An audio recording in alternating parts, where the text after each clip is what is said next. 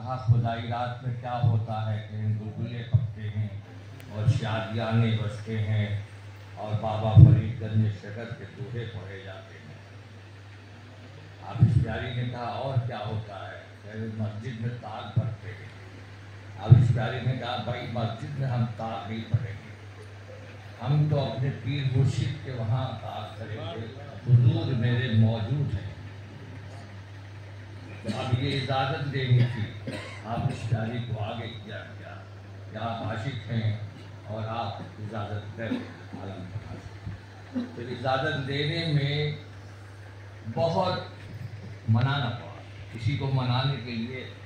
اس کا جو ہے نا گال چوما جاتا ہے یا ہاتھ چوما جاتا ہے، بوسہ لیا جاتا ہے، منانے کے لیے ساری جد و جہد کی جاتی ہے۔ تو حافظ پیاری جو ہے نا جد و جہد کو لگ گئے، اور سرکار عالم پناہ کا قول ہے کہ مرید ایسا ہو جو سینے پہ سوار ہو کے لے لے، اور پیر ایسا ہو جو مرید کو دے لے۔ تو لہٰذا اس میں کافی وقت لگ گیا منانے میں، مگر پھر حضور نے اجازت دیتی جاؤ خدائی رات کرو۔ تو خدائی رات یہاں قائم ہوئی، اور کب قائم ہوئی؟ 1317 ہجری، اور اس وقت 1445 چل رہا ہے ہجری۔ اپنی جو ہے تاریخ کو یاد رکھیں آپ لوگ، یہ اسلامی تاریخ سے سارے پروگرام ہوتے ہیں۔ تو 1445 ہجری چل رہا ہے، اور 1317 ہجری میں یہ خدائی رات قائم ہوئی۔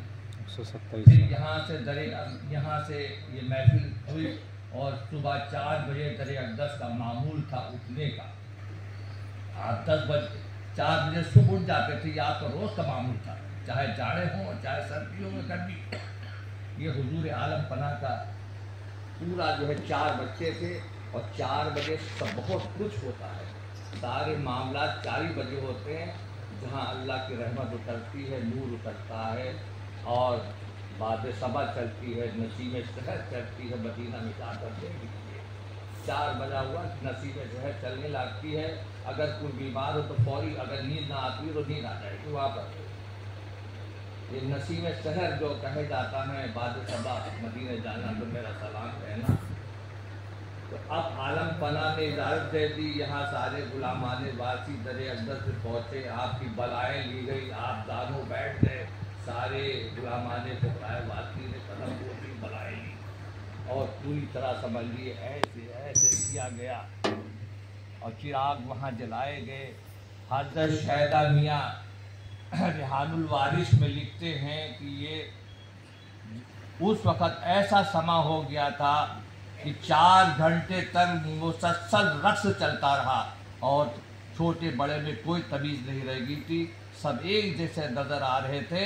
اور حضور عالم پناہ جہاں بیٹھے تھے وہاں نظر نہیں آ رہے تھے، ایک نور آ رہا تھا، ایک نور جا رہا تھا، یہ گمان ہوتا تھا۔ لہٰذا اسی لیے ہماری سے پاک نے اجازت نہیں دے رہے تھے کہ یہ مسجد والا کام جو ہے یہ وہاں ہوتا ہے۔ اب تم نے ضد کر لی تو نور کا جلوہ دیکھو، اور جو نور آتا ہے تو ہر شخص جو ہے بدہوش ہو جاتا ہے اور خمار رہتا ہے، اس کو ہوش نہیں رہتا، یہی نور ہے اللہ کا۔ یہ شمع جلا دو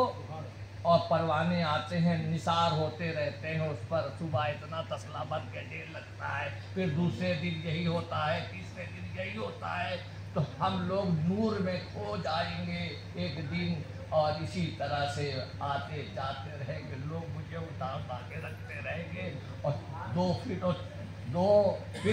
اور 6 فٹ والی ہم کو جگہ ہم لکھ دی گئی ہے کہ تمہاری 2 فٹ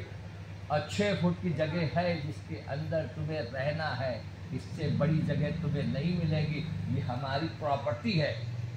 یہ ہمیں ملنے ہی ملنا ہے، ہم آدم سے ہمیں زمین ملنا ہے، اور زیادہ زمین اگر لینا ہے تو محنت مشقت کرو، حق حلال کی کماؤ اور زمین خریدو، بڑی بنا لو، مگر 2/6 سے زیادہ آپ نہیں لے سکتے، یہ ہمارے نام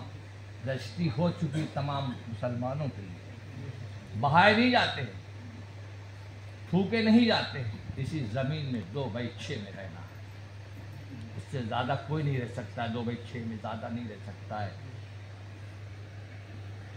یہ ہے معاملہ، زمین کے مالک و مختار حضور کائنات نے مولا علی کو بنا دیا، اے ابو طلحہ